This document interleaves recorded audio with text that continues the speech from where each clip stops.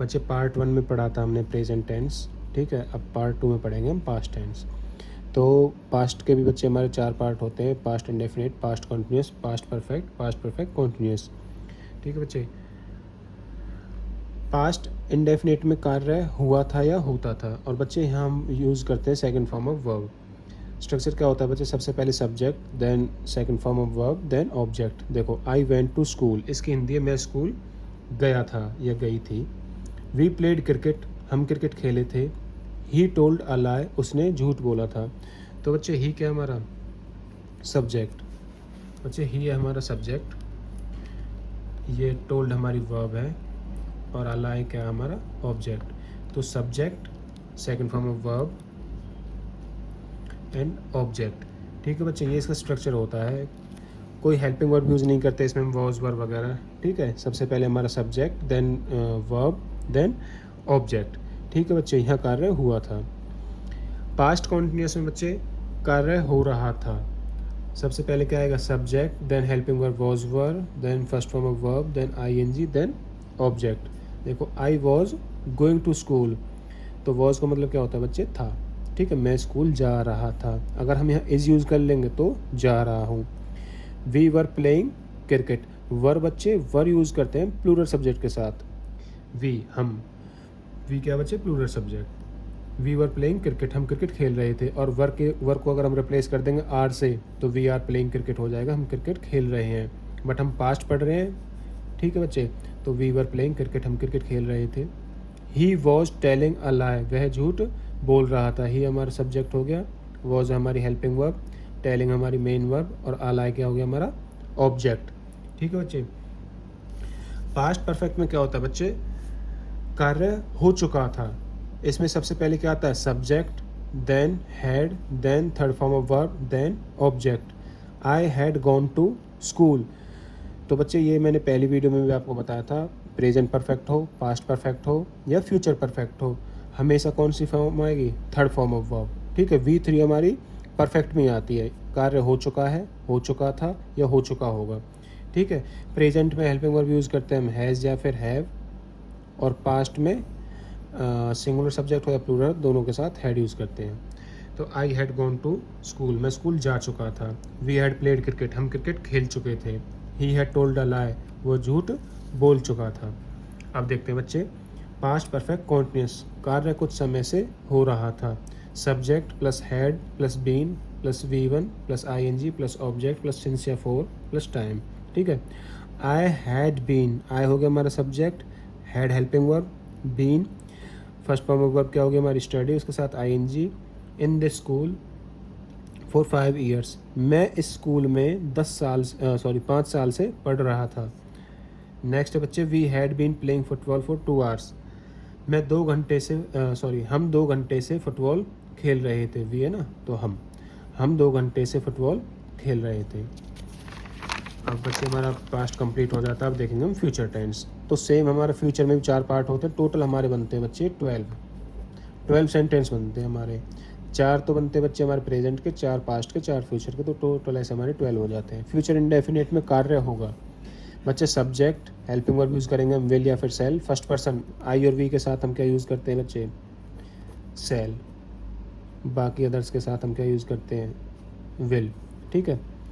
First form of verb, then object. तो I shall go to school, मैं school जाऊंगा। I shall go to Delhi, मैं दिल्ली जाऊंगा, ठीक है। I shall go to Palwal, मैं पलवल जाऊंगा। इस टाइप से हम सेंटेंस बना सकते हैं फ्यूचर के। ही विल हेल्प यू, वह तुम्हारी मदद करेगा। ही हमारा क्या हो गया बच्चे, subject, will helping verb, help main verb, you हो गया बच्चे हमारा ऑब्जेक्ट, ठीक है। तो ही विल हेल्प यू, वह तुम्हारी मदद करेगा। आ जाओ बच्चे, फ्यूचर कॉन्टिन्यूस। फ्यूचर कॉन्टिन्यूस में कार्य हो रहा होगा।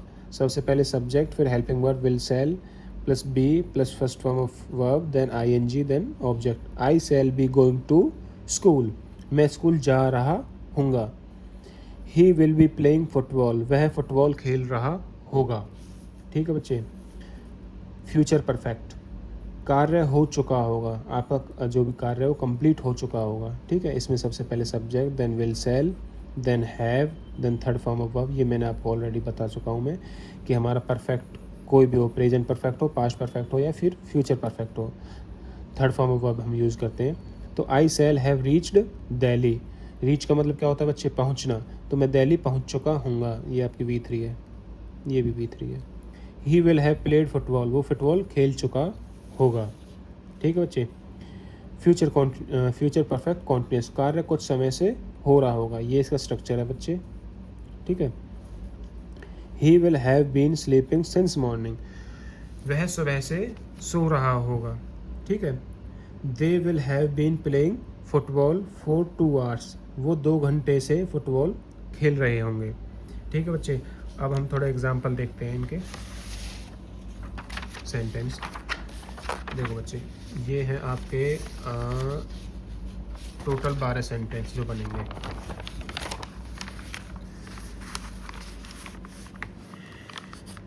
ही राइट्स अ लेटर, ये बच्चे हमारा present simple. He writes a letter, आपको आइडेंटिफाई करना भी आना चाहिए बच्चे, जैसे ये टेंस है, कौन सा टेंस है, तो ये हमारा प्रेजेंट सिंपल। वह पत्र लिखता है, यहाँ बच्चे कार्य होता है। ठीक है।